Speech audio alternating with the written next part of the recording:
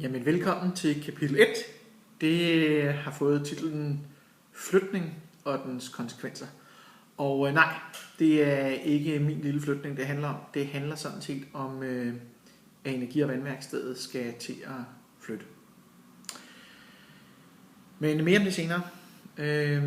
Når man sådan skal lave sådan en lille film her, så stiller man sig selv spørgsmålet, skal det her være en tak til alle jer, fordi Energi- og Vandværkstedet nu er nået dertil, hvor det er, og er klar til at træde ind i sin nye fase, hvor det skal flytte ud, også mentalt, så det kan servicere en række nye kommuner og hjælpe med at uddanne deres børn og unge til en ny og mere bæredygtig generation.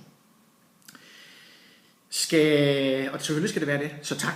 Men jeg kunne selvfølgelig også prøve at bruge den her lejlighed til at tegne de kort, som jeg ser, der skal lede os igennem den proces, det er at nå i mål med det ret store projekt, det er at skulle få næsten dobbelt så mange igennem og vel at mærke forankres i en række nye kommuner.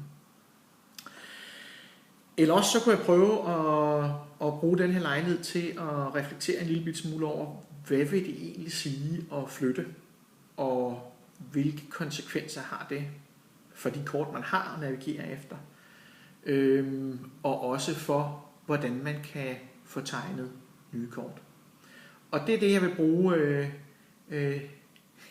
det her kapitel til.